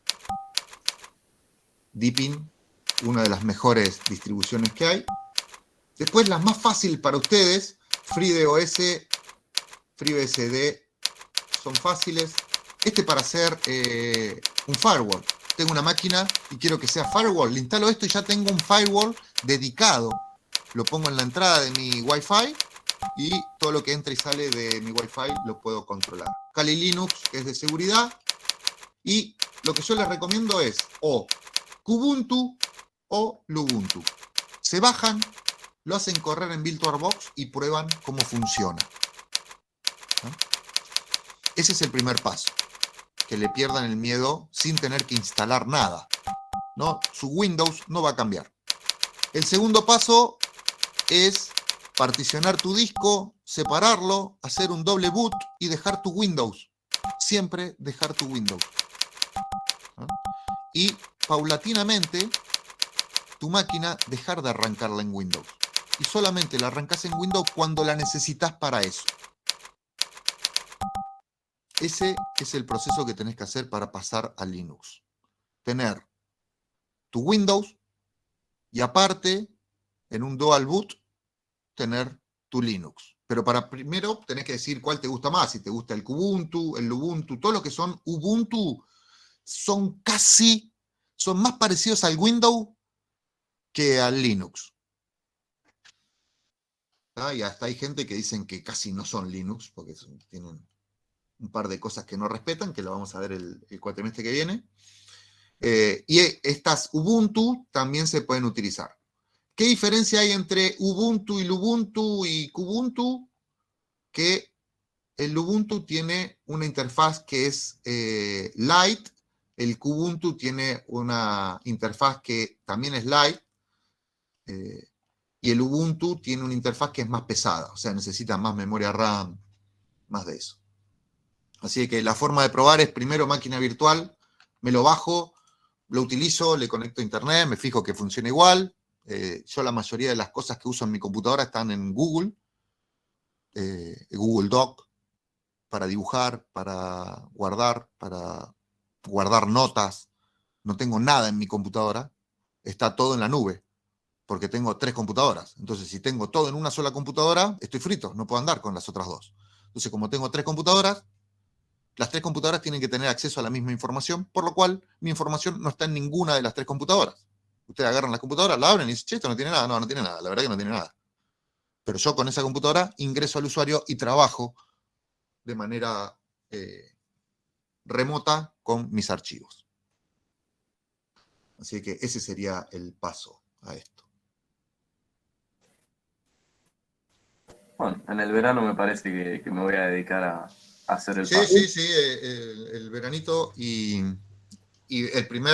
lo primero que le vamos a decir en esta cátedra es que si ustedes quieren una máquina rápida, lo primero que tienen que ir a hacer ya, si no lo tienen, lo único que va a acelerar 30 veces más su computadora, 30 veces más, ¿tá? Literal, es si ustedes le sacan el disco rígido mecánico, escucharon bien, lo sacan al disco rígido mecánico y le ponen un disco rígido de estado sólido. Eso va a acelerar muchísimo su computadora, pero muchísimo, ¿eh? El cuello de botella de su computadora es su disco rígido. Si ustedes tienen un disco rígido mecánico, su computadora está andando 30 veces más lento de lo que podría andar. Si ustedes dejan el disco mecánico y le cambian la memoria, el microprocesador, el mother, la computadora va a seguir andando a la velocidad de ese disco rígido, porque es el dispositivo más lento que tienen. Entonces, si ustedes tienen un i3 con 4 GB de RAM, su computadora va a andar lenta con un disco mecánico. Le pone un disco de estado sólido y dice, ah, mirá, anda mejor. Imagínense con una computadora que tiene un i5, un i7, un Ryzen 3, un Ryzen 7. Imagínense si aparte le ponen un disco rígido de estado sólido. No hay forma de mejorar la performance de forma más rápida que cambiando el disco rígido por uno de estado sólido. No es necesario que compren uno grande. Con un disco rígido de 240 GB le sobran como 200 GB para guardar porquerías.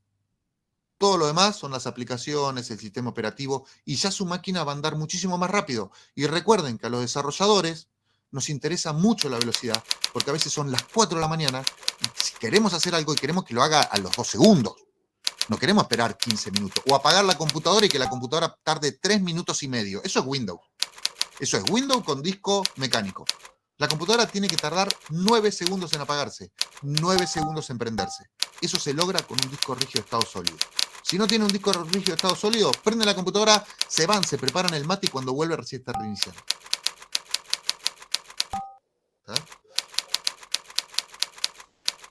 Un disco rígido de estado sólido de 240 GB no creo que esté tan caro, ¿eh? Creo que hasta sale más barato que un disco de estado, un disco común de 1 tera. O anda por ahí. Sí, fíjense los colores también. Tienen SanDisk, Kingston, Western Digital. Según el color que tienen, es la cantidad de veces que pueden leerlo o escribirlo. Entonces por ahí uno tiene 10.000 lecturas y escrituras y el otro tiene 30.000. Y por ahí no sale el doble. El blue sale más barato que el green. O por ahí sale más barato que el black, pero tampoco hay tanta diferencia. Entonces dices, para, este me va a durar el triple y por ahí invierto. O por ahí digo, no, me compro el más barato y cuando se rompa me compro otro. Si va a durar 10.000 leídas y yo voy a estar 3 años o 2 años y medio para leer esto, dentro de 2 años y medio me compro otro. No necesito un disco rígido de los más caros.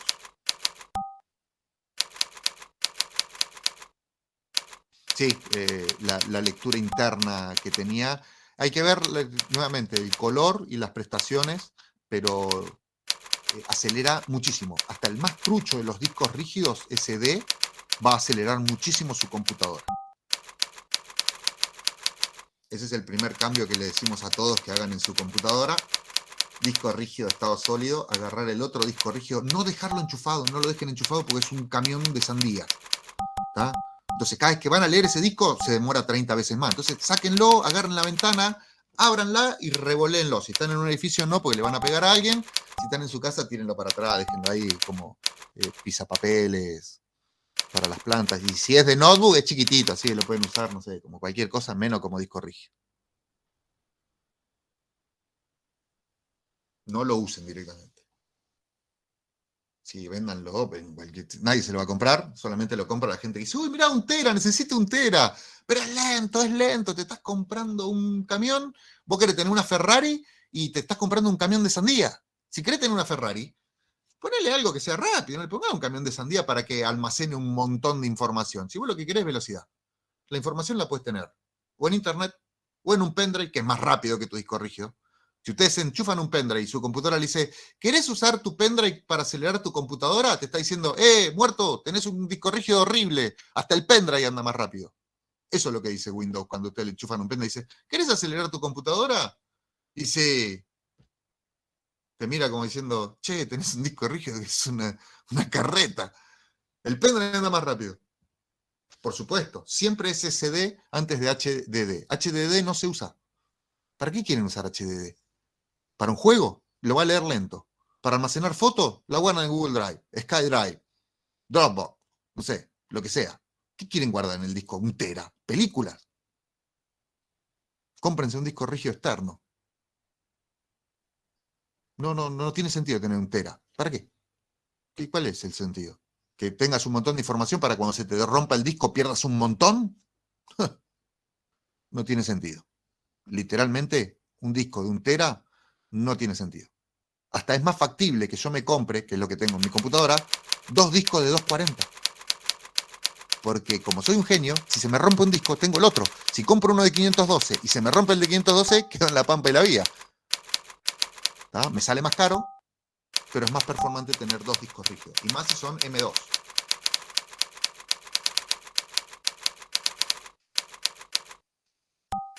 Así que el paradigma de quiero almacenar información cambió. Ustedes no quieren almacenar información. Ustedes quieren velocidad. El desarrollador quiere velocidad. Porque nos pagan por hacer las cosas y no por hora. Así que más rápido lo hagamos, mejor es. ¿Alguna otra consulta? Así cerramos el tema de esto y empezamos con la práctica. En realidad vamos a empezar con el recreo.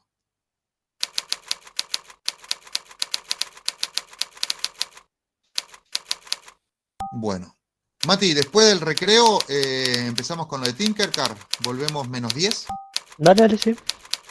Listo, chicos. Volvemos -10 del recreo. Vayan a prepararse un mate cocido. Para el que no tiene cuenta en Tinkercad, sáquela ya. Porque ahora van a presentar pantallas con sus Tinkercad. Y vamos a empezar a trabajar con Tinkercad.